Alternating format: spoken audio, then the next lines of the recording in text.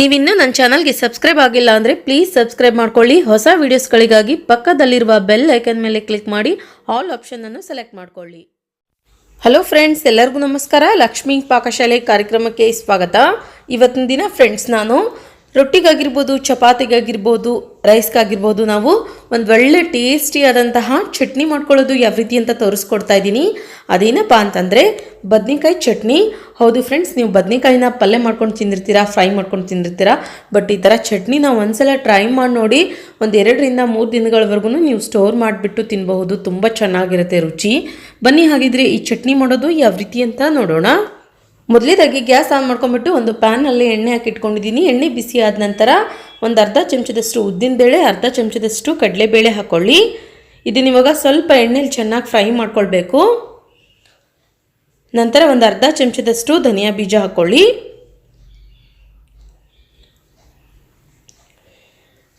ಅರ್ಧ ಚಮಚದಷ್ಟು ಜೀರಿಗೆ, 1 ಗಡ್ಡೆಯಷ್ಟು ಬೆಳ್ಳುಳ್ಳಿ ಹಾಕ್ಕೊಳ್ಳೋಣ, ಪೂರ್ತಿ ಸಿಪ್ಪೆ ಬಿಡಿಸ್ಬಿಟ್ಟು. ಸ್ವಲ್ಪ ಕರಿಬೇವಿನ ಸೊಪ್ಪು, ಒಂದು 8 ರಿಂದ 10 ಒಣಮೆಣಸಿನ್ಕಾಯಿ ಹಾಕ್ಕೊಳ್ಳಿ.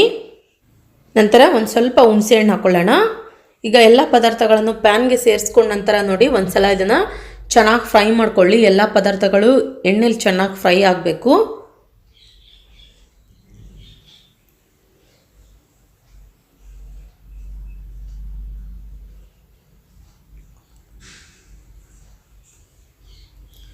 ಓಕೆ ನೋಡಿ, ಇವಾಗ ಈ ರೀತಿಯಾಗಿ ಫ್ರೈ ಮಾಡ್ಕೊಂಡ ನಂತರ ಗ್ಯಾಸ್ ಆಫ್ ಮಾಡ್ಕೊಂಡ್ಬಿಟ್ಟು ಎಲ್ಲ ಪದಾರ್ಥಗಳನ್ನು ಸ್ವಲ್ಪ ಹೊತ್ತು ತಣ್ಣಗಾಗೋದಕ್ಕೆ ಬಿಟ್ಬಿಡಿ ಫ್ರೆಂಡ್ಸ್. ಪೂರ್ತಿ ಬಿಸಿ ಇರುವಾಗಲೇ ನಾವು ಗ್ರೈಂಡ್ ಮಾಡ್ಕೊಳ್ಬಾರ್ದು. ನಂತರ ಇದೇ ಪ್ಯಾನ್ಗೆ ಇವಾಗ ಇನ್ನೊಂದು ಸ್ವಲ್ಪ ಎಣ್ಣೆ ಹಾಕ್ಕೊಳ್ಳೋಣ. ಎಣ್ಣೆ ಚೆನ್ನಾಗಿ ಬಿಸಿ ಆದ ನಂತರ ಇಲ್ಲಿ ನಾನು ಬದನೆಕಾಯಿನ ಹೆಚ್ಚಿಬಿಟ್ಟು ನೀರಲ್ಲಿ ಹಾಕಿಟ್ಕೊಂಡಿದ್ದೆ. ನೀರಲ್ಲಿ ಚೆನ್ನಾಗಿ ಒಂದು 2 ರಿಂದ 3 ಸಲ ವಾಶ್ ಮಾಡ್ಕೊಂಡ್ಬಿಟ್ಟು ಇವಾಗ ಪ್ಯಾನ್ಗೆ ಹಾಕ್ಬಿಟ್ಟು ಸ್ವಲ್ಪ ಫ್ರೈ ಮಾಡ್ಕೊಳ್ಳಿ. ಬದನೆಕಾಯಿ ಇಲ್ಲಿ ಸಾಫ್ಟಾಗಿ ಫ್ರೈ ಆಗಬೇಕು, ಅಲ್ಲಿವರೆಗೂ ಫ್ರೈ ಮಾಡ್ಕೊಳ್ಳಿ ಎಣ್ಣೆಲೇನೆ.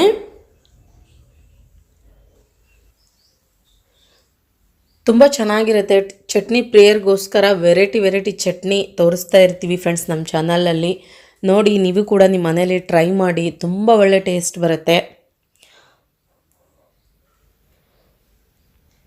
ನೋಡಿ, ಇವಾಗ ಆಲ್ಮೋಸ್ಟ್ ಅಲ್ಲಿ ಬದನೆಕಾಯಿಲಿ ಸಾಫ್ಟಾಗಿ ಫ್ರೈ ಆಗಿ ರೆಡಿಯಾಗಿ ಆಗಿದೆ.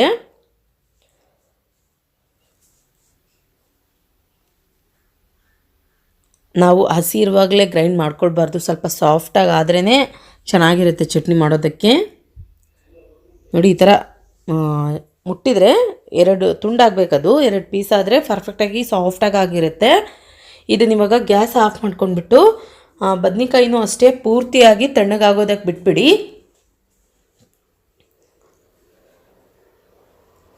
ನಂತರ ಇವಾಗ ಒಂದು ಮಿಕ್ಸಿ ಜಾರ್ ತೊಗೊಳ್ಳೋಣ. ಒಂದು ಮಿಕ್ಸಿ ಜಾರ್ಗೆ ಇವಾಗ ನಾವು ಮೊದಲೇ ಹುರಿದಿರುವಂತಹ ಸಾಮಗ್ರಿಗಳನ್ನೆಲ್ಲ ಗ್ರೈಂಡ್ ಮಾಡ್ಕೊಳ್ಳೋಣ.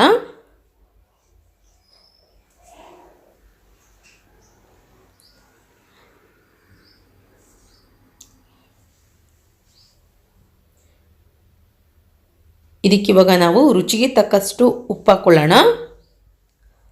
ಅದಾದ ನಂತರ ಒಂದು ಸ್ವಲ್ಪ ಕೊತ್ತಂಬರಿ ಸೊಪ್ಪು ಹಾಕ್ಕೊಳ್ಳಿ, ಚೆನ್ನಾಗಿ ವಾಶ್ ಮಾಡ್ಕೊಂಡ್ಬಿಟ್ಟು.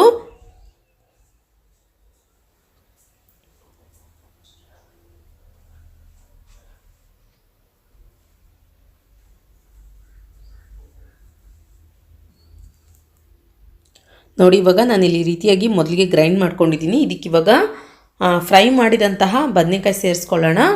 ಬದನೆಕಾಯಿ ಹಾಕಿದ ನಂತರ ನೋಡಿ ಇದನ್ನು ಗ್ರೈಂಡ್ ಮಾಡ್ಕೊಳ್ಬೇಕು. ನೀವು ಸ್ವಲ್ಪ ಬೇಕಂದರೆ ಇದ್ರ ಜೊತೆಲಿ ನೀರು ಕೂಡ ಸೇರಿಸ್ಕೊಳ್ಬೋದು, ಇಲ್ಲಾಂದರೆ ಸ್ವಲ್ಪ ಗಟ್ಟಿಯಾಗುತ್ತೆ ಚಟ್ನಿ, ತುಂಬ ಡ್ರೈ ಆಗಿಬಿಡುತ್ತೆ.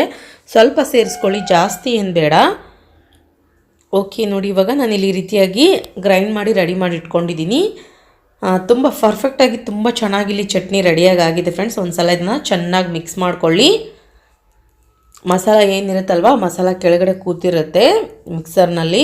ಮಿಕ್ಸ್ ಮಾಡ್ಕೊಂಡ್ಬಿಟ್ಟು ಮತ್ತೆ ಒಂದು ಸಲ ಗ್ರೈಂಡ್ ಮಾಡಿಕೊಂಡು ಒಂದು ಬಟ್ಟಲಿನಲ್ಲಿ ತೆಗೆದಿಟ್ಕೊಳ್ಳೋಣ, ಒಂದು ಕಪ್ನಲ್ಲಿ.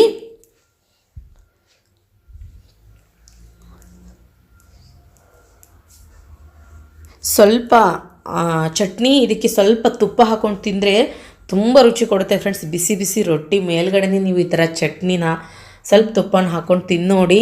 ನಿಜವಾಗ್ಲೂ ಹೇಗಿತ್ತು ಅಂತ ನಮ್ಮ ಕಮೆಂಟ್ ಬಾಕ್ಸ್ನಲ್ಲಿ ಕಮೆಂಟ್ ಮಾಡಿಬಿಟ್ಟು ತಿಳಿಸ್ತೀರಾ ನೀವು. ಚಟ್ನಿ ತೆಗೆದುಕೊಂಡ ನಂತರ ನೋಡಿ ಕೊನೆಯದಾಗಿ ಇದಕ್ಕೆ ಇವಾಗ ಸ್ವಲ್ಪ ಈರುಳ್ಳಿ ಹಾಕ್ಕೊಳ್ಳೋಣ, ಸಣ್ಣದಾಗಿ ಕಟ್ ಮಾಡ್ಕೊಂಡ್ಬಿಟ್ಟು. ನೀವು ಬೇಕಂದರೆ ಇದಕ್ಕೆ ಒಗ್ಗರಣೆ ಹಾಕ್ಕೊಳ್ಬೋದು, ಒಗ್ಗರಣೆ ಇಲ್ಲ ಅಂತಂದ್ರೂ ಕೂಡ ನಡೆಯುತ್ತೆ. ನಾವು ಆಲ್ರೆಡಿ ಎಲ್ಲ ಐಟಮ್ಸ್ನೂ ಫ್ರೈ ಮಾಡಿಬಿಟ್ಟು ಹಾಕಿರ್ತೀವಿ, ಒಗ್ಗರಣೆ ಸ್ಕಿಪ್ ಮಾಡಿದರೂ ಕೂಡ ನಡೆಯುತ್ತೆ. ಸ್ವಲ್ಪ ಈರುಳ್ಳಿ ಮತ್ತು ಕೊತ್ತಂಬರಿ ಹಾಕ್ಕೊಳ್ಳಿ ಮೇಲ್ಗಡೆ. ಓಕೆ ನೋಡಿ ಫ್ರೆಂಡ್ಸ್, ಇವಾಗ ರುಚಿಕರವಾದಂತಹ ಬದನೆಕಾಯಿ ಚಟ್ನಿ ಇಲ್ಲಿ ರೆಡಿಯಾಗಿದೆ. ನೋಡಿದ್ರಲ್ಲ ಯಾವ ರೀತಿಯಾಗಿ ನಾವು ತುಂಬ ಈಸಿಯಾಗಿ ಟೇಸ್ಟಿಯಾಗಿ ಬದನೆಕಾಯಿ ಚಟ್ನಿನ ರೆಡಿ ಮಾಡ್ಕೊಳ್ಳೋದಂತ. ನಾ ಮಾಡಿರೋ ಈ ರೆಸಿಪಿ ನಿಮಗೆ ಇಷ್ಟ ಆಗಿದರೆ ಪ್ಲೀಸ್ ಲೈಕ್ ಮಾಡಿ, ಶೇರ್ ಮಾಡಿ, ಕಮೆಂಟ್ ಮಾಡಿ. ಇನ್ನಷ್ಟು ಈಸಿ ರೆಸಿಪೀಸ್ಗಾಗಿ ನಮ್ಮ ಲಕ್ಷ್ಮಿ ಪಾಕಶಾಲೆ ಚಾನಲ್ಗೆ ಸಬ್ಸ್ಕ್ರೈಬ್ ಆಗೋದು ಮಾತ್ರ ಮರಿಬಾರ್ದು. ಮತ್ತೆ ಒಂದು ಇಂಟ್ರೆಸ್ಟಿಂಗ್ ರೆಸಿಪಿಯೊಂದಿಗೆ ಬರ್ತೀನಿ ಮುಂದಿನ ಸಂಚಿಕೆಯಲ್ಲಿ. Keep watching. Thank you. Bye.